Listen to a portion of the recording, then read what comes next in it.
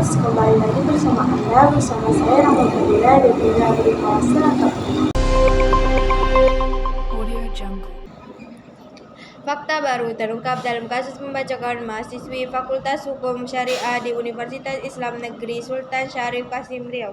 Kasat Reskrim Polresta Pekanbaru AKP Anggi Riandiansyah mengungkapkan berdasarkan hasil pemeriksaan, pelaku R ternyata telah merencanakan aksi tersebut sejak awal November 2025. Sebelum menyerang korban, pelaku yang diketahui merupakan warga Muara Uwai Bangkinang, Kabupaten Kampar ini sempat mengasah parang dan kapak di rumahnya. Senjata itu kemudian dibawa ke kampus dan digunakan untuk menyerang korban.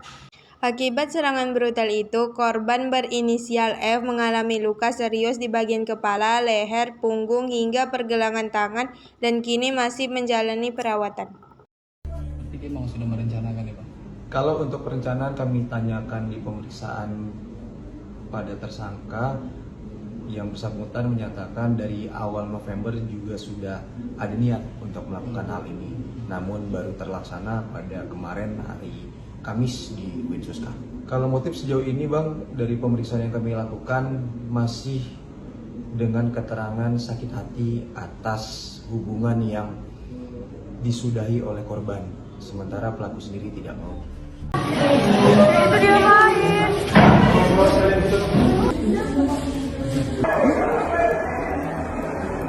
Itu dari mana Pak?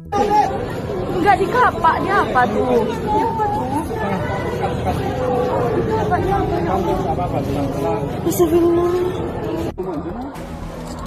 Hah? Lagi pulang nih. Dari mana? Dari mana, Bang? Oh dari mana? Woi, dia jangan bawa anjing. Woi, tunggu, tahu.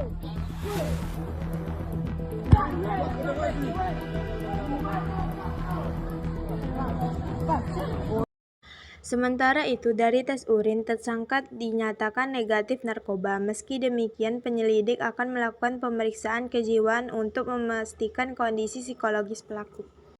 Saat ini, pelaku telah diamankan dan ditahan di rumah tahanan Polresta Pekanbaru.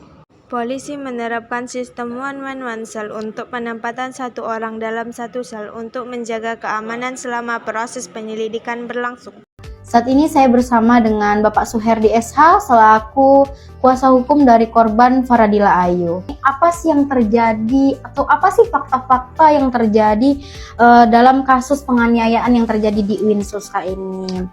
Nah jadi hubungan antara si Farah dan si Rehan ini sebenarnya tidak ada pacaran. Mereka ini teman, tidak layaknya dan tidak berlebih, itu merupakan teman daripada teman kuliah atau teman di waktu ketika KKN. Oke, selanjutnya nih Pak, bagaimana sih sebenarnya Farah dan Rehan ini sempat dekat nih? Apa sih yang terjadi di KKN tersebut? Jadi si Farah ini sifatnya ini lebih ke humble kan, atau ceria, atau ramah.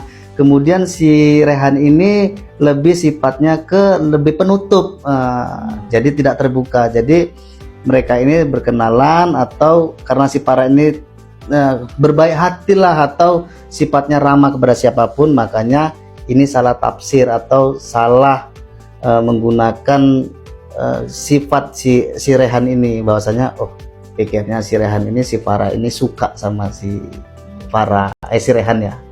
Mungkin itu. Oke, baik, berarti karena kedekatan, Farahnya humble terhadap Rehannya, jadi Benar. ada perasaan lah ya yang terjadi di antara kedua belah pihak ini. Selanjutnya nih Pak, kenapa sih ada tadi disampaikan kalau Farah ini sempat menjauhi Rehan nih? Apa sih penyebabnya? Kan awalnya dekat nih dari KKN hingga setelah KKN. Apa sih yang terjadi di antara kedua belah pihak ini sehingga ada kerenggangan nih atau ketidaksukaan nih Farah terhadap Rehan ini? Jadi sebenarnya itu tadi yang saya jelaskan, si Farah ini kan sifatnya berbalik dengan si Rehan. Rehan ini lagi-lagi sifatnya penutup, kemudian ada dia lebih bersifat lebih mengarah ke suka mengancam, kemudian suka marah dan ya progresif lah Jadi si apa ini tidak nyaman, si Farah ini tidak nyaman. Makanya si Farah ini menjauhi si Rehan. Oke, baik. Terima kasih Pak atas penyampaiannya. Demikian berita hari ini. Saya Rama Faria pamit undur diri. Sampai jumpa di berita selanjutnya. Assalamualaikum warahmatullahi wabarakatuh.